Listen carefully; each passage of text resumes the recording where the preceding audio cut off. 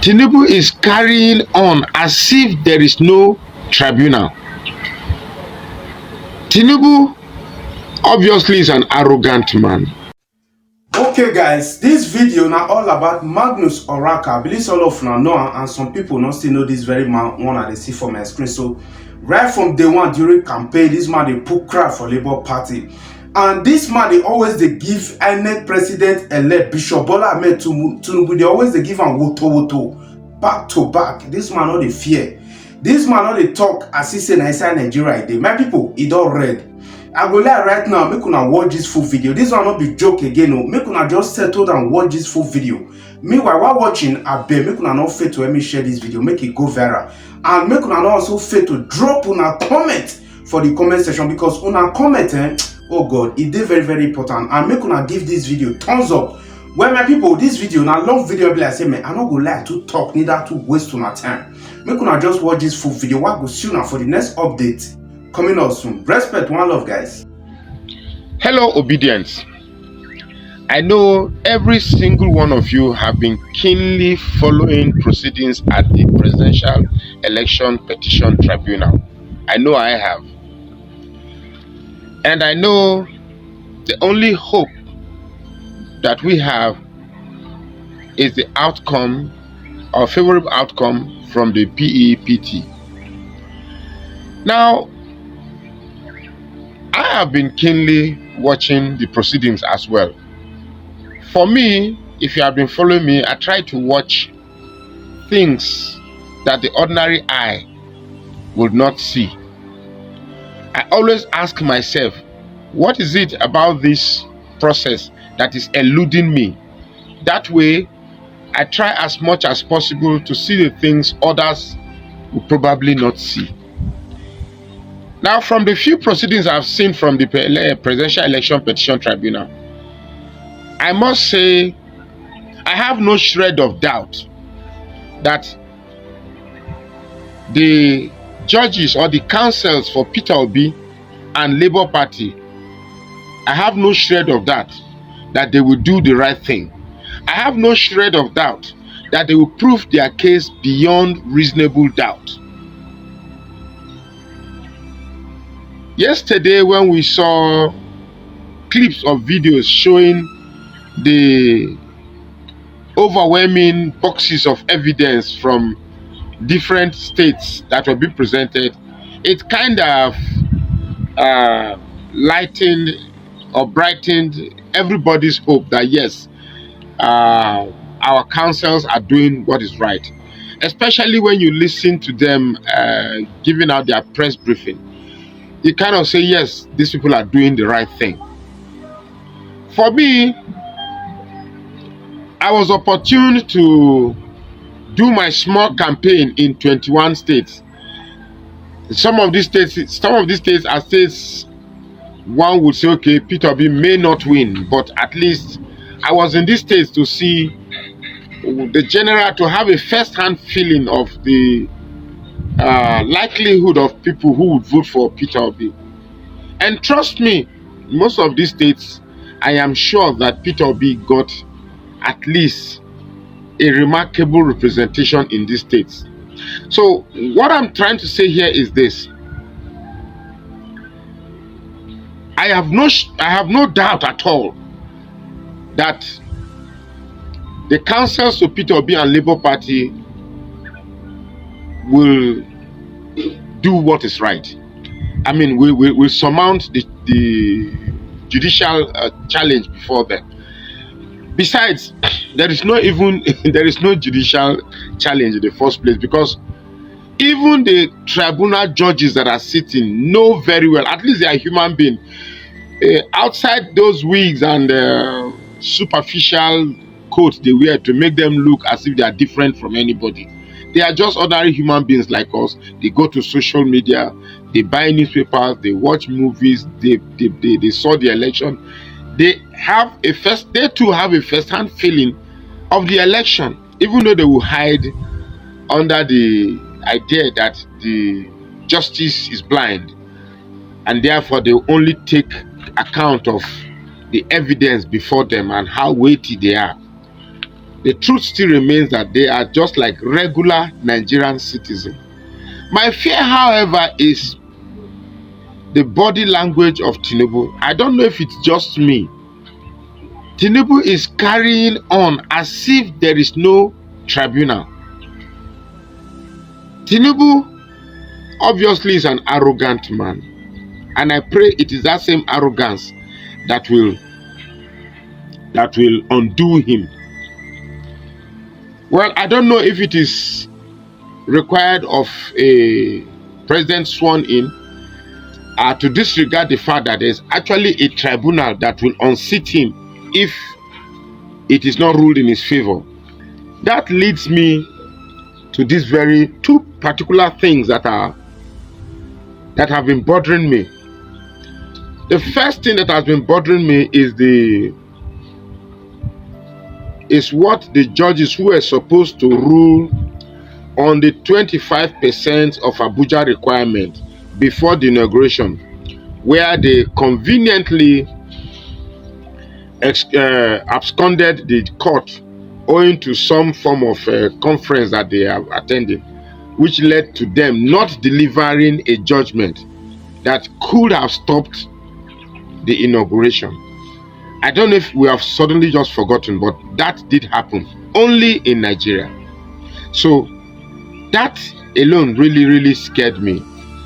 What it taught me was that at the end of the day, our justice system will always find a way out to favor the guilty.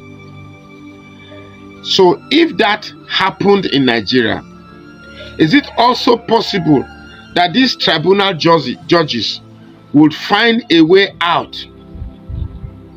to help the guilty? These judges that we are seeing, even though their conduct so far in the judges by admitting the evidence before them, by trying to point out some ridiculous conduct of the INEC council and all of that, which somehow gives us confidence that they will do the right thing. But then in Nigeria, I've learned a lot about misdirection, where people will give you the impression that they are doing what is right, but at the end of the day, they just surprise you. I think Nigerians have had a dose of disappointments. So perhaps they would think that one more disappointment will just eventually have Nigerians go back to their daily routine. One thing, however, that this judiciary should know that, and I have repeated, that the obedience across Nigeria, they are calm because one, Peter Obi asked them to be calm. They are also calm because they believe that the judiciary will do what is right. The election of the 25th of February did not need any judicial interpretation because we were the one who participated. We were the ones at the polling unit. We were the one present when the votes were being counted. We were the ones that eventually witnessed the result. Remember, LUP 74, LUP 75, LUP 76, OB 70. You know that thing? These are euphoria that greeted the hope of a new beginning, of a new Nigeria.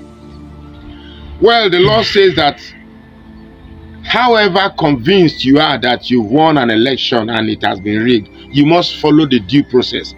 As obedient that we are and law-abiding citizens, we have decided to wait for the outcome of the law. Now, we are not asking that the law must rule in our favor, but we must be ensured that the law did what is right. At least that is the least thing every citizen of Nigeria deserves. So my fear is, do we have among the 5 judges that are heading this tribunal, how courageous are they? Because the man that has been sworn in, I don't think he's just that soft blotch that could just be erased off like that. I don't think the man is that one. I don't think the man is ready to just, something. Like I said, pardon me. I told you just a while ago that when I watch things, I like to ask myself, what is it I'm missing? Am I missing something? What is eluding me? Because I hate being, I hate events that ordinarily I should have observed simply elude me, because I believe I have a type of IQ that sees things ordinary people will not see. During the inauguration, I was watching the mannerism of the president sworn in, the way he was. I just see a man lost in the labyrinth of his own delusion. Is that the right word to say, delusion? But one who I just see somebody who has done everything possible by not following what is right and gotten what he got from doing what is wrong, and yet basking in the glory of praising himself, tapping himself in his shoulder that, well, I did it after all. Thank you, thank you, thank you. This is Nigeria, and we need to ascend to the characteristics of developed countries, of contemporary countries, where things are done right, where the rule of law is respected. In conclusion, however, so that I don't make this video boring, is, can the judiciary be courageous enough to rule what is right? I was in a club yesterday, day before yesterday, and one of our lawyer friends who we play Scrabble together said, well, after every presidential election, as soon as the president is sworn in, the tribunal is just like an exercise for losing or aggrieving parties to vent their anger, just to calm you down. After that, they tell you that, okay, your anger don't finish, okay, go and try again under 4 years time. I hope this is not one of such exercise that is just established so that people who are aggrieved will vent their anger or dissipate their anger, just relieve themselves or whatever anger that have been bottled up in them. This is not one of those. We obedience have not given up. We obedience are watching keenly. We obedience will follow this into the letter.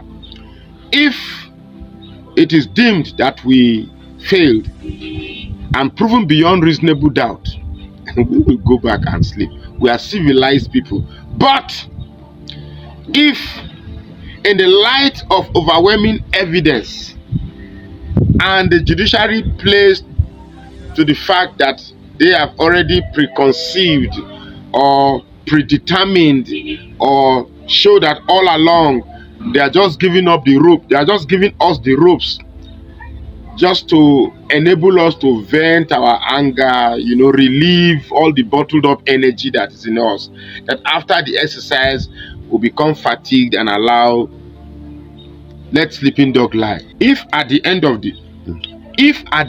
the day, what the tribunal is doing is just giving us the ropes, so that a lot of us who have bottled up this anger, this grief, this hopelessness, will just vent it and get relieved, I can assure you that you are very, very wrong, because this is the future of the youths that we are toying with.